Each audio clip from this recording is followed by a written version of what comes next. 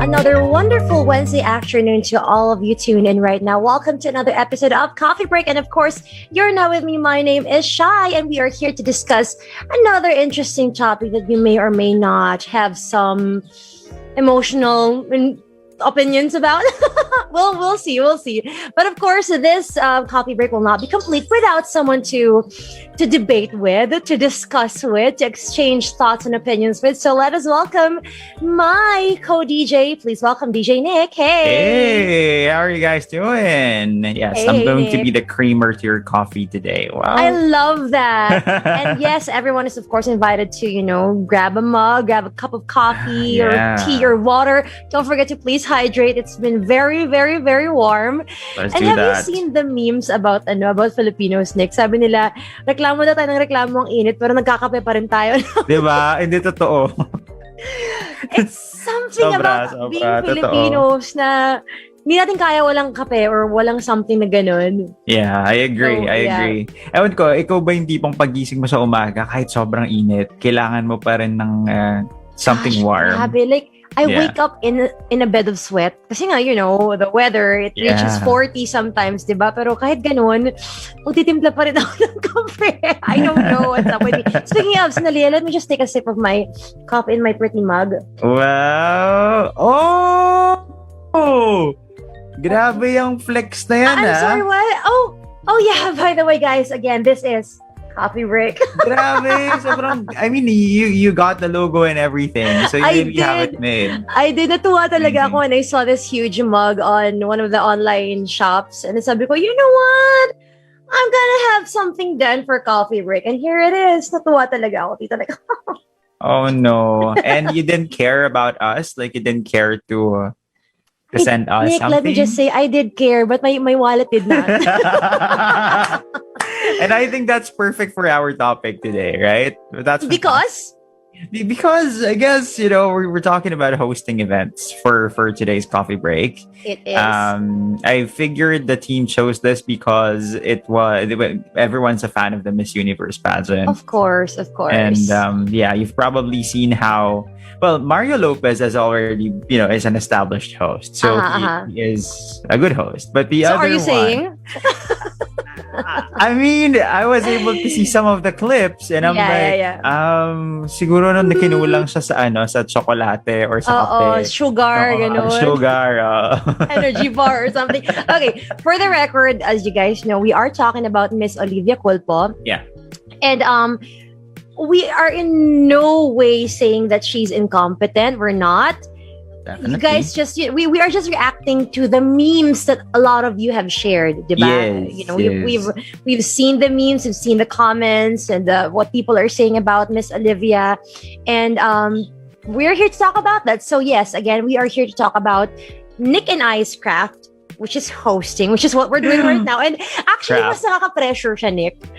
Nakaka-pressure na i-host yung coffee break and talking about or somewhat discussing about hosting. So, I agree. Yeah, we're going to be talking about that. And this is also a way for us to answer a lot of questions that people have about hosting. Kasi we do get a lot of questions like, how are you able to host in front of a huge crowd without panicking, without, having cold feet and all that? Truth be told, we do. But we just happen to work our way through that. Anyway, sige, let me just start off the conversation by asking you, Nick, what do you think is the role of hosts in making an event a successful one? Okay, everything. Wow, okay. Ikaw naman yung tagahawak ng ilaw. Honestly, everything. No, I'm not saying that other roles are not important. Mm-hmm. Pero lahat yun. Actually, lahat, it's cliche, but lahat importante. Mm-hmm. Pero walang silbi lahat ng pinaghirapan kapag hindi magde-deliver ang host. Yun na lang masasabi ko. Kasi ikaw talaga yung last dun sa line eh. Ikaw yung mag-execute ng lahat. So kahit maganda pa yung lights mo dyan, kahit perfect yung background music mo, yung background yo perfect, but if you can't, deliver, wala talaga. If you don't have a good host, actually, let me just do a really quick kwento. Ito na naman ako. Kasi the hosts thing, medyo bago-bago lang yan eh. well, maybe in the past decade or so lang. But before that, there wasn't really like a profession na professional host. Wedding host, parang ganun, di ba? Or like, it's yeah. usually a family member or your best friend or yung madaldal yung kabarkada ang mag-host ng event, parang ganun, di ba? Yeah. So, before, when I would attend events, hindi ko naman sinasabi na, oh my gosh, I could be better than that. Wala naman ganun. Pero I've always somewhat had something to say about the person hosting. And that's when I find out na hindi pala siya professional, yun nga, family member lang or something. And may kulang sa event dahil dun, feel ko. So I think a host really make or breaks an event. Is it wrong to say? No, it's true. I mean, apart from food, I mean, I believe that my turf is really hosting weddings. So, I mean, with the number of weddings I've hosted, dalawa lang naman tingin ko yung nagmamatter. It's really the food and the program. I agree. So, pag hindi maganda yung dalawang yun, failure yung kasal. Pag ginawa na tukol sa event. Wait, actually, hindi. Tatlo, pati yung food nga. The program, the host, and the... Oh, yeah. Kasi kinakount ko na yung host dun sa program. Ay, sorry. Kasi ang sabi mo is, sabi mo is host and program. Sorry. Sorry. You mean host and food? Host and food. Yeah, or program and food. Yeah. Totally agree. Okay, sige. You want to check out? Yeah, what they're trying to say. Yeah. Let's see what others have to say. Pero, ikaw ba, Nick? Like, what do you feel are the qualities of a good host? Oh. Well, I'm trying to think about my qualities. Wow! Since I'm a good host, ano ba yung mga qualities ko? Gusto ko yun! Go, Nick. I'm trying to get hired. Of course, it's very important to know the event. Researching is really very important before you start doing anything, before you start grabbing... okay, there's feedback po. Sorry. Mo na po yung radyo. So, ito na po, pinatay ko na. So, yun yung isa sa mga qualities ng magandang host. Dapat, attentive siya, tapos kaya niyang salahin yung sarili niya. Kaya pag kami ganyan, kapag may technical problem, diba? I think, that's the practical side of it. Yeah. Pero even before that, you don't just grab the microphone and say anything. Yun yung napansin ko kasi na medyo nagkakaroon ng problema recently with some hosts. Kasi you think you just need confidence. While confidence is important, you must have substance. You must have a purpose, right? Yes. And the event, by the way, is not about you. So a good host knows exactly what he or she is hosting. Okay? I agree. Ayun. So yun. Does that make sense? Yeah, it did, of course. Yung sinabi mo nga about having substance and all that. And to translate what you mentioned earlier, the first one you said, something about thinking on your feet. Ganun. Yeah. And that's a lot of... But guys, what I'm about to say is feedback from event organizers. Hindi to galing sa akin. Ugas kamay. This is what the feedback of some event organizers tell me na they would rather hire a DJ than an artista. Yeah, to host. Kasi artistas to host, exactly. Kasi artistas daw are used to scripts talaga. Memorizing scripts and then doing something with the script or something. But hosts, or rather DJs, they can think on their feet in case anything bad happens. And they can veer away from the script in case something happens. Or they can, ad-lib their way. That's right. Through the script. That's right. Kahit may may mga ano nangyari sa background. Parang ganun. So, sabi ko, ako naman nung mga times na sinasabihan ako niyan, talaga po ba biglang walang masabi. Kasi ayoko naman rin bang diss ng ibang tao, di ba? And I couldn't really say anything. I don't want to put other people down, but I'm just like, sabi mo, Sugar, thank you. Hire me again. Yeah. So, yeah. It's true. To be quick on your feet, that's very important. Especially nga kapag may tech problem. Kasi dadalin mo talaga. Kumbaga, pag naglalaro ka ng Mobile Legends, sobrang layo na, diba? Okay. Ikaw yung magdadala sa team, ganyan, kapag may mga pabuhat. Ganun, okay. Kunyari, how many times, it countless na siguro. Like, I do my best kasi to talk to the tech team, like, before the program starts. Kung ako lang yung mag-host, para lang klaro lahat. But ang dami pa ring beses na palyado yung pasok ng kanta, mali yung kantang pinasok, especially for the first dance of the newlywed. Sobrang importante nun. So all these, kailangan mo siyang mabilis ka dapat. Pag nakita mo nagkamali, okay, you do something, you interview people, you try to make a joke. You adlib something along the way. Para lang walang dead air. I think one of the good qualities of a good host is being able to fill in the gaps, fill in the dead airs. Yeah, I agree. Actually avoid the dead airs, but yeah, yun nga. You be the filler when something goes wrong elsewhere. Correct. Parang ganun. And I want to say, I'm torn with a couple of things with what you said earlier about hosts should do their research and stuff like that. Kasi tama lang, you should. Yes, you should. Yeah. But if you don't, I think a son of a good host is, despite them not knowing anything about the company. Yeah, the audience they can not pick up so much stuff that they could pretend like they're actually employed for the past 10 years in the company. Tama. Parang ang dami mong alam tungkol sa kumpanya. Correct. By just picking up a few things, parang ganun. Correct. So that's one of the good signs. So I think, yeah, you know what, Nick, tama ka. I'm just looking upon myself and thinking, what makes a good host? Ano ba mga tama kong ginagawa? Siyempre, buhatin natin yung sarili natin. By the way, guys, hire us if you want, ha? Weddings, birthday, binyag, lahat-lahat na kung gusto nyo. And for those of you who would like to become hosts as well, event hosts, professional hosts, there's one golden rule that I'd like to share. What's that? Apart from it's not about you, number 2 is you need to pronounce the names properly. Kung hindi man maganda pronunciation mo with other words, at least pronounce the names properly. Yes. Oo. And yun nga rin, kasi nga we are given scripts naman most of the time beforehand, di ba? Yeah. You have to read them all beforehand. Correct. And mark mo na yung mga hindi mo alam na pronunciation. Ganun. And if you don't know the pronunciation, you ask already. And if you know you cannot remember the pronunciation, which really happens, especially for foreign names or really highfalutin words, for example, you write it down phonetically na. Correct. Parang ganon. Correct. Like that's what I do also. You know, if you see the first few scripts I've ever hosted, nakakatawa talaga. Sobrang dami kong mga side notes in the margins or whatever. Nakakatawa talaga. So it's not a bad thing to do, ha? It doesn't make you less of a good host if you do all of those things. Yeah. As long as nagagawa mo talaga ng tama yung delivery mo. I agree. You know what? All these are for free. So if you happen to be joining us, ayan, hindi nyo na kami kailangan bayaran. Magbibigay kami ng tips sa inyo on how to become good hosts. But yeah, just a quick break. Maybe, Shai, let me just read some of our comments here. Ito, para hindi lang maipon. Actually, si Brian Beroy, nag-comment siya, saan mo daw nabili yung coffee break cup mo?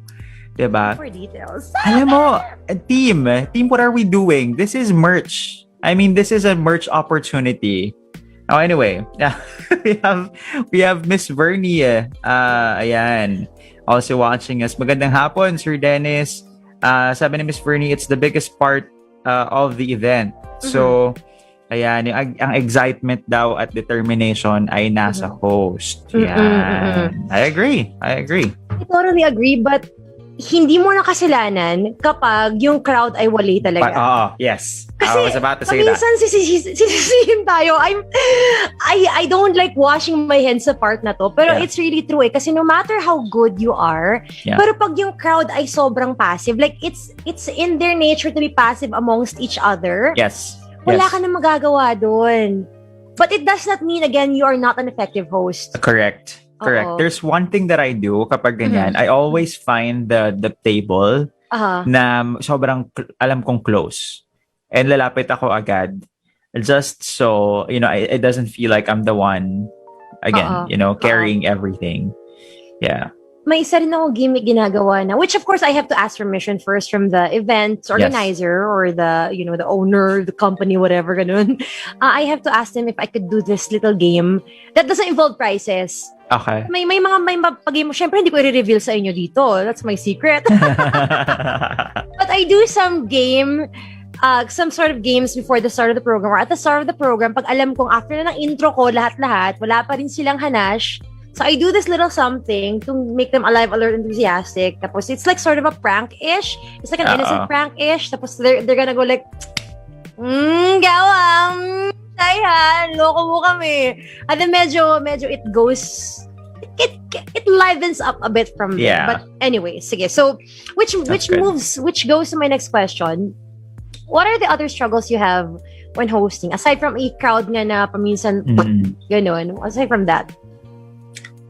Personally siguro, if there's anything, medyo may problema kasi ako with wardrobe, like with presenting myself. Okay. It became, parang it has improved through years of hosting, but before... Okay. Nung nagka-budget na? Oo, nung medyo may budget na. But before, grabe, nahihiya ako kasi parang ang pangit talaga. And before, dinidiscount ko pa yun. Yung parang, when people say it doesn't matter kasi dapat naman talaga nasa talent yon. And alam mo, my heart agrees with you and I would like to agree with you.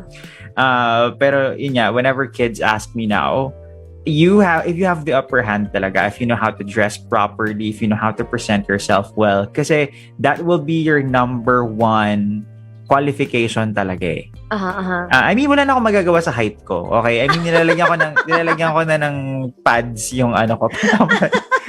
yung shoes ko. Wait, sabihin ako about that later. Sige, game. Pero at least be presentable, and I mean, at least be neat, diba? Know your wardrobe, know your colors, and talk well. Yun lang, speak well.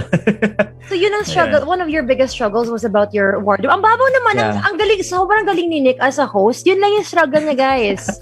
Then, last na, sorry. Saka introverted kasi ako. Mas introverted ako. Alam mo yun? Ang weird kasi parang nasa radyo tayo and you'd think that like a lot of people extroverted. But I just like my booth, I like staying here. I like the peace and quiet. Correct. I don't like being in front of a crowd. But for some reason, we have to because it's our job. Because of the money. Yes! I need money. I want money. I have to get out of the booth. Pareho tayo, Nick, na we're both introverted and we like peace and quiet. Oh, yeah? And I don't know about you, but I also really have a huge case of the cold feet when I'm about to go on stage. Literal, nanginginig yung kamay ko when I'm about to go on stage. For example, sample ko ngayon, Please welcome your host from 96.3 Easy Rock, Just the Right Rock, DJ Shai. Good evening, everyone, and welcome. Yung kapag naka-zoom in sa akin yung camera, nakikita ko talaga sa monitor nakikita ko sa nakinginig ka. Kamay ko. Yeah. But it does go away after like a minute or so. Pero talagang it never goes away. The cold feet, the nginig never goes away for the longest time. Grabe. So, but whilst I'm talking, na-realize ko na I'm having fun. And that's important. I'm having fun also. So, yun ang struggle ko. And I think that's a good sign because if you stop getting cold feet, alam mo yun, yung butterflies, it happens. So the butterflies in the stomach, hindi lang siya with falling in love. It's also with, being on stage. Kasi pag nawala yan, alam mo, feeling ko, pa-Olivia Culpo ka na yan. Like when you feel like, pag wala ka nang maramdaman, you're just not in the flow. Yeah, you're too good, or the audience would feel like you're very uninterested. So, balance talaga siya eh. Balance siya of standing there and knowing that I am going to lead the crowd, but at the same time knowing that you're not perfect, you can mess up. And basta, kaya mong dalhin yung sarili mo. Yun yung mahalaga. I agree. Now, going back to what you said about wardrobe and all that, na apparently yun lang yung struggle ni Nick. Okay. It's really true, guys, that presenting yourself is so important kasi you have to be in command of an entire crowd. It could be tens of people, hundreds, or even thousands of people. So you really have to be in command of a crowd. And presenting yourself is very important. But it doesn't matter if you have the flashy branded clothes or not. Talagang kahit cheap lahat ng mga damit ko. When I go hosting, walang branded dun. The only thing that's probably branded are shoes. Kasi I cannot have a malfunction like that na biglang magbe-break yung heel or something. Sobrang awkward, which happened, by the way, a couple of times. Yes, a couple of hosting events. Grabe, kasi usually naman sa atin, months ang malakas ng hosting, di ba? So for like the past how many months, wala that year, a certain year, wala talagang hosting for a certain number of months. So yung mga sapatos ko, if you don't, for some reason, kasi mga sapatos weird eh. If you don't use them, they start to wear off yung glue niya, ganun. So yeah, a couple of hosting events ko, nagkaroon ng wardrobe malfunction sa sapatos. And oh no. The first time it happened, fine, I get it. The second time it happened, ako yung tanga no. Kasi like, I didn't check, I wasn't prepared or whatever, but I did bring, what's this called? Shoe glue. The second time. So ko, cool. Just in case it happens again, I'm sure it won't, but baka lang. So that happened, and buti na lang nagdala ako ng shoe glue. But yeah, your clothes don't have to be expensive. You don't have to buy fancy clothes. I agree. It's really how you present yourself. Yun talaga yun eh. So, isa yun. Yes, I agree. That's very important tip. It's a very important tip that you guys are getting for free. So I hope that you are keeping You're this in mind. You're gonna use that to your advantage in the future if you do want to get into hosting. Now, what are your thoughts about people who know how to speak English? Is that enough of a qualification for being a host? Ba't ka nakangiti ng ganyan? No, I mean, I'm not gonna lie. It is important, especially if you're managing a crowd na ganun yung language na hinihingi sa'yo, di ba? Pero it's not everything. Akala kasi nila, di ba, pag magaling ka na mag-English, Gina. Pero there are crowds that are dead because the host can't relate to them. And that's the more important thing. Yes. Kaya ako din, ginigauge ko siya. Like, kasi mas comfortable din ako hosting in English. Medyo mas formal, semi-formal, ganyan. Pero pag nakita ko talaga na yung audience bargas, hahabulin ko kayo ng pagka-bargas. Parang that's just how I host weddings, most especially. Like, in the beginning, it would be formal kasi nga there's a lot of ceremonies going on, di ba, yung mga traditions. And then, after dinner, usually kapag magi-game na, ayan na. Kasi, mas loosey-goosey na. You have to loosen up. Kasi nga, you just want to give people, the good time that they're looking forward to. Kasi sobrang napagod naman na sila the whole day. So, the reception, for weddings, they should, it should be fun, it should be entertaining. And, ang dami kong sinabi, pero ang point ko lang naman talaga, hindi naman kailangan maging perfect ng English mo. Kung kaya mo siyang gawing perfect, go lang. Pero ang mas kailangan mo i-hone talaga how you can connect to your audience. Yes. And it has to be a conversation. It shouldn't be... Kasi a lot of people think that speaking English is the most important skill. Is it a skill? Yeah, it is. I believe it is a skill. Okay. So speaking straight English is the most important skill in hosting, but really it's not. It's how you communicate with the audience. Kahit Taglish pa yan, basta importante yung sabihin ni Nick, may connection ka sa audience mo. Yeah. What was my question to begin with? Bakit ito yung mga sinasabi ko? Anong tanong ko ulit? I'm so sorry. I'm not a great host apparently. Great hosts listen also. No, I'm kidding. Hindi, I mean, you were asking if it's important to speak good English. Yeah, tama. I think we were talking about the struggles of hosting. Yeah. Tama. I'll be honest though, the reason why I got into hosting in the first place, kasi I became a host first before becoming a DJ. Talaga ba? So, oo, kasi like a friend of mine was doing wedding invitations like as a sideline. And sabi niya, hey, my supplier for a wedding. So my wedding supplier says that she needs a host for the wedding. Could you do it for her? We'll be paying you this and that. Like, karupot lang, kulangot for this is the standards of today. Pero back then, like, whoa, a lot of money. Yeah, that was a lot of money. So sabi ko, hala talaga ba? Bakit ako? Kasi marunong ka mag-English. And the couple, the husband was American. So kailangan talaga English. Spoken in dollars talaga for the family of the guy, di ba? So sabi ko, yeah, sure, I'll do it. Total, babayaran mo naman ako. Hindi, sure, why not? Extra money ko yan, ganun. And then, so that was the reason why I got into hosting in the first place. Pero, eventually I realized that not everyone who speaks English can become a host. Talagang, it comes with the way you speak. and it has to be conversational. Kasi ito pa isa. I'm so sorry, but this is my pet peeve when I listen to other hosts. Yung sobrang formal at sobrang stiff ng English sentences nila.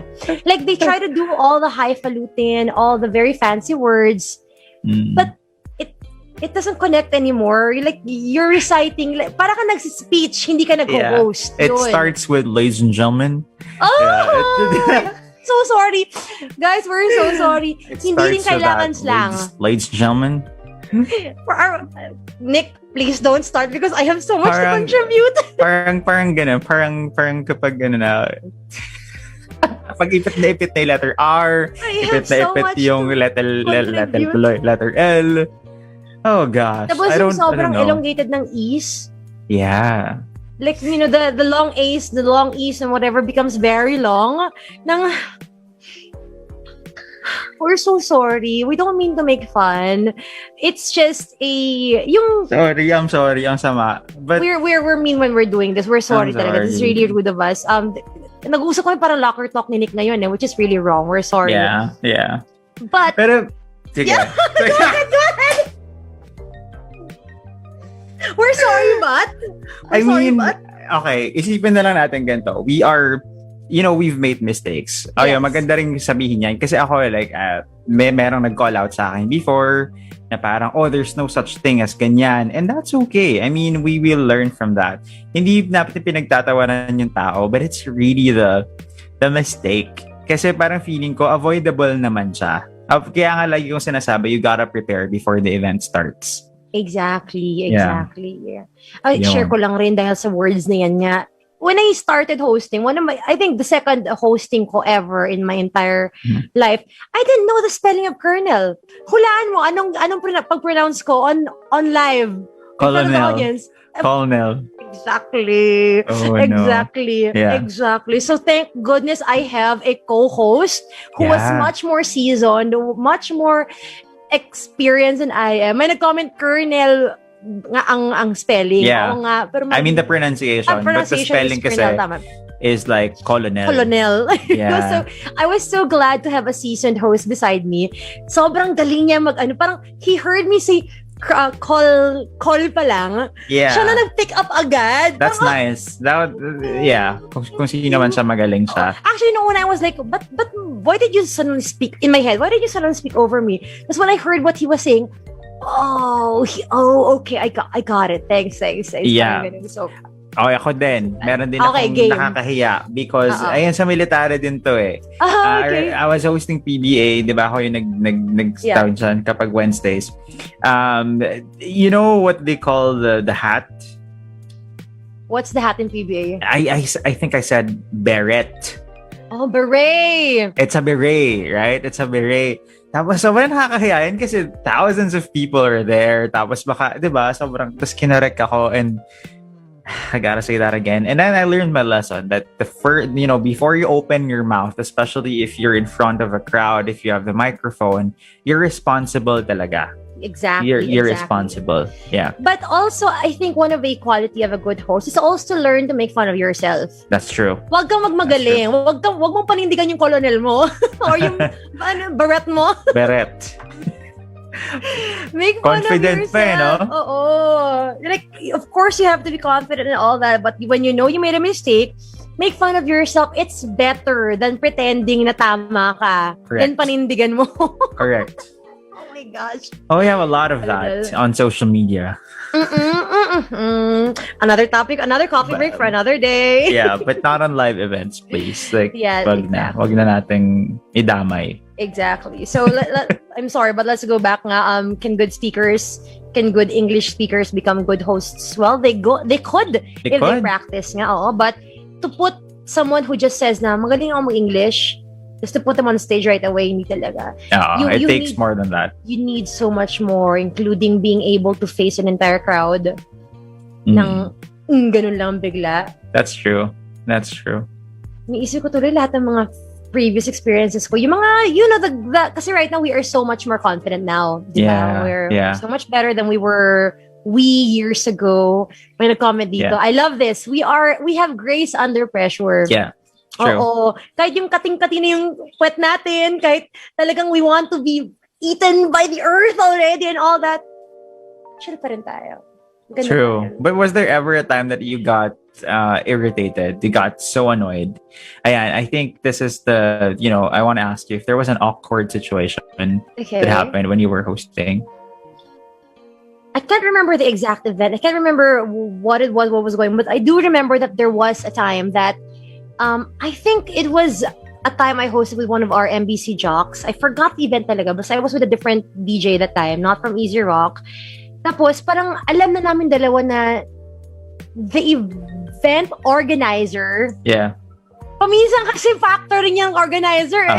Totoo.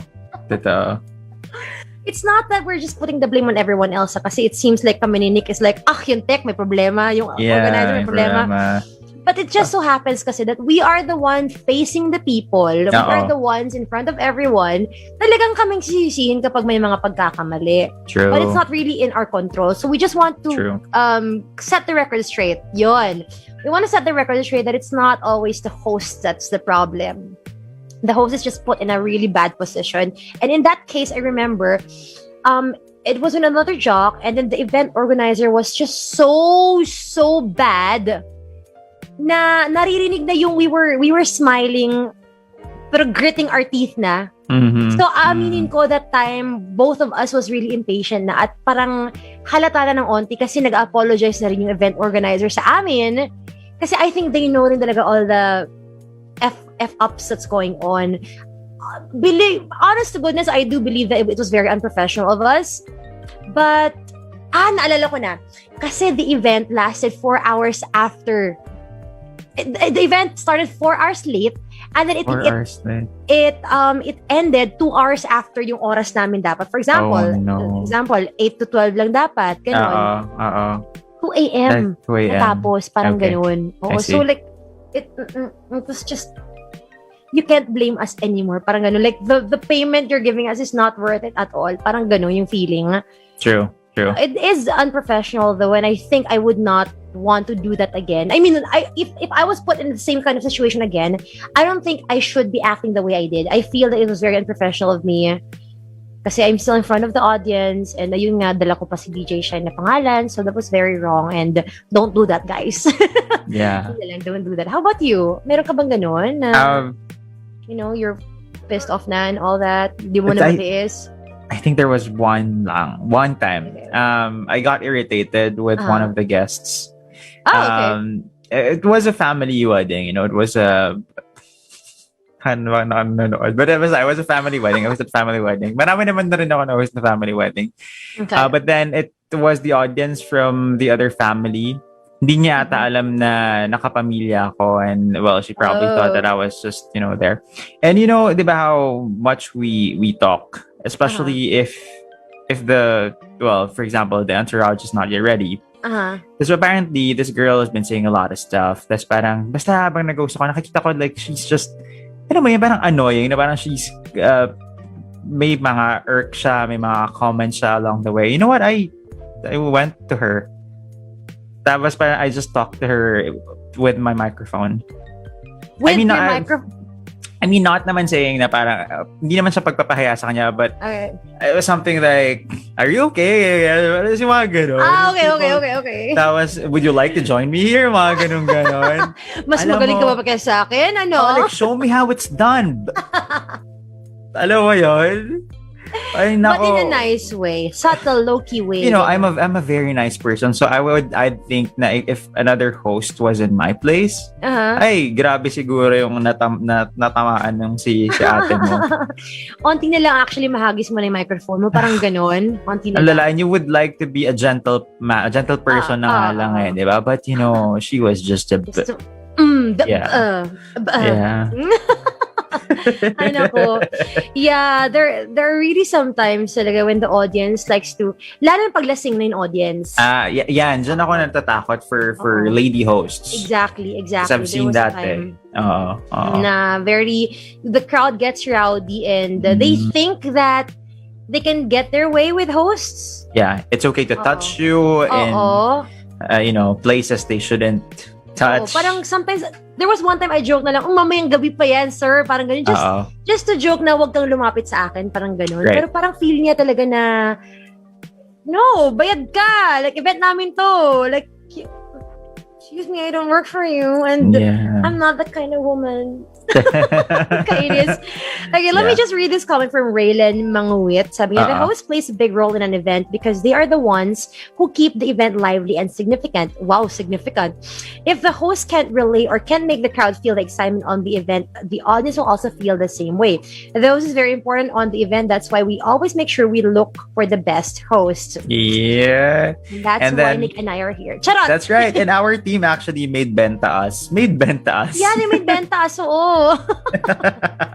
The best hosts daw. Ayan. Why not? Right? Thank you, team. And thank you for that, Raylene. That was there is a person here with Thai word source for their name. So I'm sorry I couldn't read your name. I'm sorry. But sabi niya, for me, hosting is one of my biggest goals. Grabe. There's so many struggles as a host. You need to be formal and you need to be interesting as a host. You need to rush others in. You need to prepare yourself. Dapat ready kang mag-communicate to other people, especially in serious event. The formal thing talaga is something I want to touch on. Kasi hindi porket yung event ay formal, ang stiff mo na. Yeah. Oo. Ewan ko, like there's something we do kasi ata as a host na we gauge the audience, we gauge the feel of what's going on with the crowd. And then we just put it up a notch higher lang. Kasi we can't go all crazy eh. True. Like, I remember getting rejected so much for hosting Battle of the Bands, and I kind of accepted that already because I know my energy and I know how I think, I know my interests. I think it's important if you're asking about that, sir or ma'am. Importante talaga to know yourself first, okay, so that you can market yourself well. Yes, for sabi ni Shai, like, you know, if you want to target yung parang formal events, kanyan, corporate events, weddings, you have to realize na it's not just, again, you know, going back to speaking English, it's not enough. You have to get their jargon. You know, you have to understand where they're coming from. Diba? Yung mga jokes na nagwo-work sa atin, sa masa, ganyan. Medyo hindi mag-work sa kanila yon. So, agree. So you gotta put yourself in their shoes. So if you think that kailangan mong magbasa para magbasa-basa or just to try to improve your vocabulary, go for it. Yeah. And also try to look for synonyms of words that you know you're always going to be using in hosting.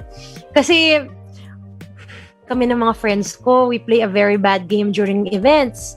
We jot down how many times a word is mentioned. Parang actually. Actually, for example, actually, and this other phrase is of course very common and hindi naman siya ma-replace masyado, pero we have a bad habit of doing that. Yung ladies and gentlemen. Ladies and diba? gentlemen. Yung ladies and gentlemen. Okay. Tapos ganyan pa, hindi man lang, pwede mo nang sabihin ladies and gentlemen. Kailangan pa talagang ladies and gentlemen. Ladies and gentlemen. Okay ka pa? So mean. Ang perfect namin ni Nick, guys. Sorry napaka-perfect namin. Grabe. Ay, nako. Ladies and may nag-comment. Ladies and gentlemen. Di ko talaga gets. Alam mo, yun yung time mo Yun yung time mo to shine. So if you have the microphone, that's how you say it. Ladies and gentlemen. Oo, diba? Pero ladies and gentlemen. Ka ba dyan? Here's Mambo number 5.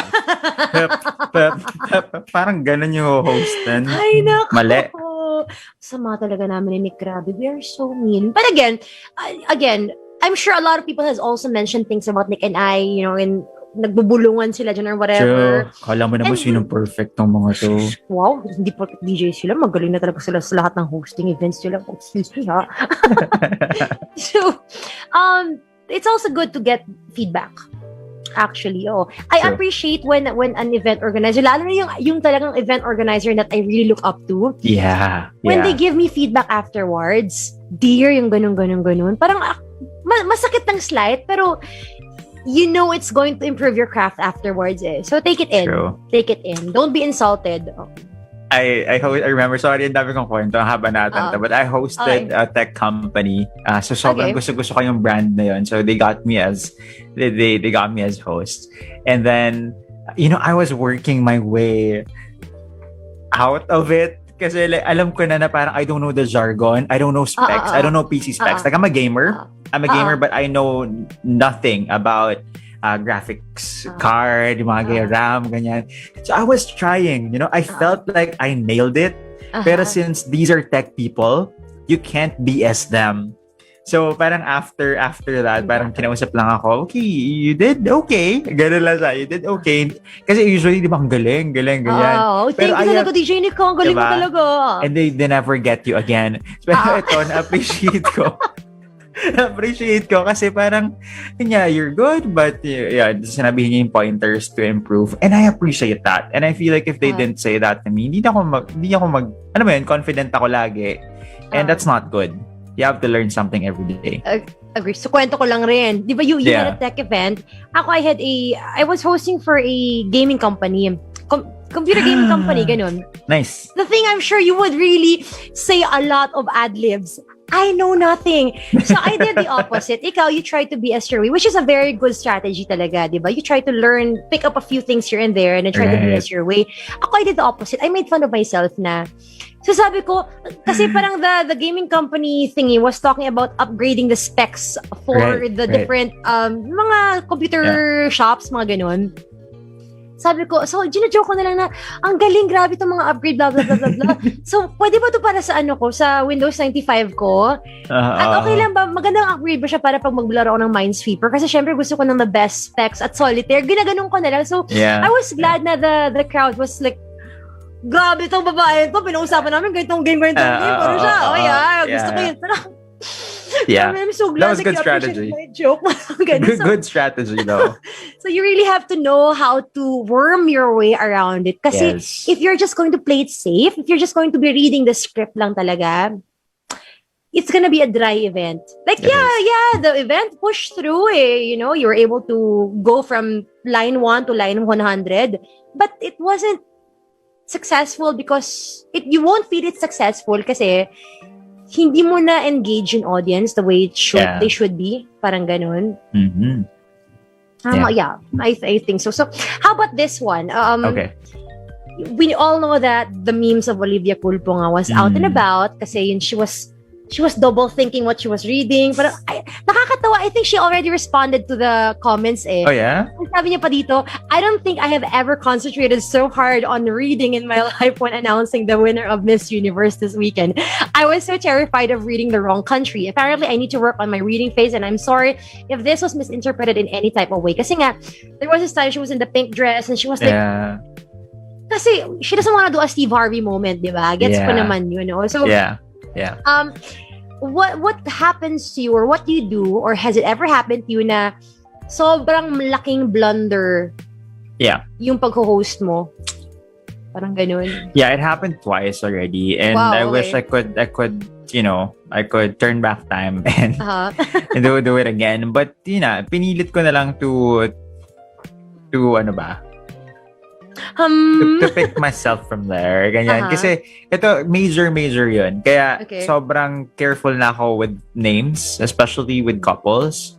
Ang na-announce ko, maiden name. Oh, okay. Oo, ng newlyweds. Diba, Mr. and Mrs. For example, Mr. and Mrs. Nick and Shai. Okay, kunyari, ang apelyido ko, Cruz. Tapos ikaw, diba, parang De La Cruz. Nasabi ko, De La Cruz. Okay. Parang people were like, Parang ano ba yun? Parang papalo ako shocks talaga. And, wala ka sa akin. Ayoko na. Kainin mo ako lupa. Ganyan. Mas intense sa akin. Sorry, I'm sorry to want to one-up you. Oo nga, nagwa-one-upan ba tayo dito? Wala ka sa akin, Nick.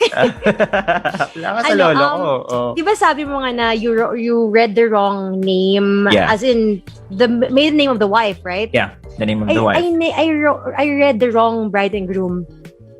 Kasi, itong isang hinuhusan ko before, this one event organizer that I work for in Zamboanga, hindi siya marunong gumawa ng script talaga. So, he relies on me to make the scripts. So, sabi ko, sige, fine. I'm fine with that. Basta ako lagi maging host mo sa mga weddings. Okay, fine. I'm okay with that. So, lagi akong, mayroong isang master document, Microsoft Word, ini-edit ko lang mga pangalan. There was, the entrance of the bride and the groom, hindi ko na-edit yung pangalan ng bride and groom. Oh my gosh. So, nabanggit ko, example, Nick and Shai yung bride and groom nga. Ang nabasa ko, Bea and Vince, like, sino sila? And the thing is, hindi ko na-realize right away. Oh, yeah. Hindi ko na-realize right away. Like, please welcome Bea and Vince Mirano. And then people were not reacting at all. Like, yeah. What's wrong? What's wrong? Ganda naman ang intro ko, ha? Buti nga kasi the principal sponsors were near me. Yeah. So they approached you. Iba yung bride and groom mo. Oh my God. Yeah. So yeah, that was a big mistake talaga. Grabe. Tapos parang sinabi ko na lang, basta yun, I just joke my way like, ay, wrong wedding, sorry, ginanon ko na lang, blah, blah, blah. It's parang just lamon by the lupa, please. And yun yung mahirap You really have to start strong. But then there are times when you would, fail. And yun yung quality ng good host. When you're still able to finish the race. Kumbaga. Yeah. And finish well enough. Yeah. Pick yourself up when you fall. And Correct. Finish the race. Now, what are your tips for hosting with a co-host? Kasi we've been talking about hosting solo, ganon, individually. What are your tips for hosting with a co-host? Yeah, a lot of people think that hosting with someone is a lot easier, but I'd say hindi masyado. Especially with radio shows, it can be very challenging. Kasi like, di ba, hosting alone, you can be responsible for yourself lang. Yeah. Pero when you're hosting with somebody, yung chemistry nyo kasi should be there True. And honestly, ano bang mapapayo ko? If you really are into co-hosting, know your co-host well, and try not to be as plastic as possible, even if you hate him or her. I mean, it would show Alam mo yun, it would show. And siguro kaya din kaya ako with co-hosting. Kasi feeling ko na wala akong beef with anybody. May isa lang before, pero wala na siya. But with anyone, I'm okay. So I'm genuinely okay with that. Ikaw ba? What are your thoughts? Yeah, you're right that you have to know your co-host. Pero tayo kasi sa DJs ng Manila Broadcasting Company, medyo like, since we hang out together outside of the booth, so it's easy for us to have our chemistry, diba? Yeah. Pero when it's with people whom you're just suddenly assigned with, like, okay, hey, Nick, you're gonna be hosting with this TV personality or whoever, ganun, or just a member of the company, parang ganun, which is something I really appreciate. I always suggest when hosting an event, I always tell the organizers na kung pwede, kung gusto niyo ng co-host, kung pwede, taga sa kanila na madaldal rin. Kasi at least they know the crowd. Ganun. Yes. May mga jokes sila about the president and the CEOs nang hindi ako yung kawawa. Siya yung makakasalo ng mga ganung klaseng jokes. But one of my suggestions is if you feel, kasi yung program director natin, he always says that somebody has to be the initiator and then the reactor in a conversation, which is tama naman, di ba? Yes. So if you know that you're usually an initiator, but you feel that your co-host, whom you've never met before, you've suddenly been put on the spot together, is also an initiator. Alam mo, just let them do the talking na lang. Kesa sapawan. Oo. That's the worst. Yeah. Kasi it's gonna be so horrible. And kumbaga, like, you want to prove na ako yung host, ako yung taga-Easy Rock. No, I'm going to try to step up my game. Try to do that at the beginning siguro. Pero pag nararamdaman mo talaga na hindi sobrang like spotlight on me, you're like, or hindi niya naman sinasadya, but more like excited lang siya. Yeah. And he or she doesn't know the finesse of being a host, parang gano'n, the things you have to do, whatever. So let them be na lang, and then saluhin mo na lang, and then just be there to support na lang. Kesa susubukan mo pang mag-one up sa kanya. Yes. Parang ganun. It's just gonna end up badly talaga kung sakaling ganun na yun. There we go. Yeah. Dami natin sinabi. Really, really good tips from you. And hopefully from me Thank too. you. Yeah, of course. Basta alam nyo guys napakagaling na host ni DJ Nick. Sige, Shai din. So, wala nyo kami pareho.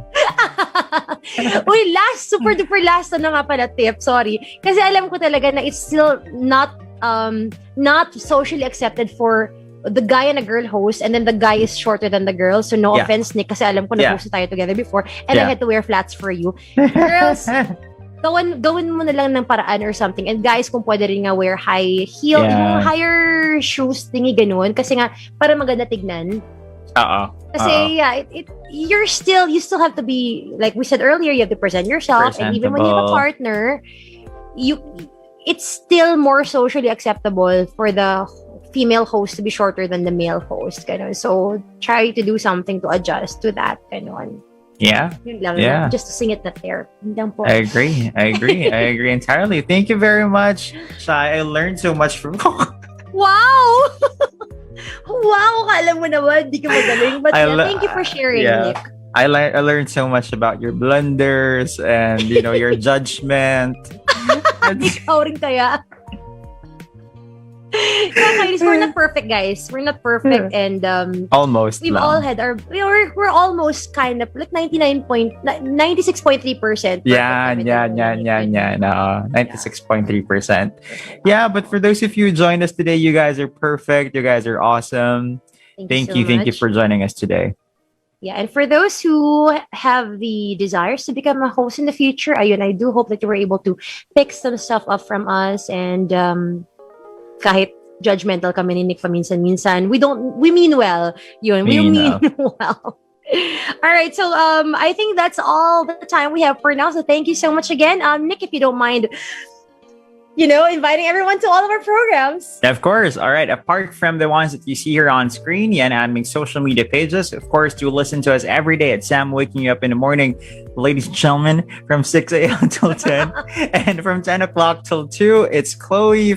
And after Chloe is me, ladies and gentlemen, 2 to 6 with my Nick picks, of course, your daily poll. And it's Shai from 6 o'clock till 10. Yes. I forgot to mention, of course, it's Daily Dose for Chloe, and for Sam, it's Heyday. There you go. And it's Light All Night for Shai. Thank you so very much. Yan, isa pa yung mga thank you so very much na yan. Thank you so much. Thank you so very much. Thank you so much. Oh my God, we're so judgmental. We're sorry. But yes, don't also forget to follow us on all of our social media accounts. It's at Rock Manila. There you go. And that's all the time we have for now. Thank you so much. We'll see you guys again next week for another episode of Coffee Break. Once again, my name is Shai. And I am Nick. Catch you guys on the flip side. Bye.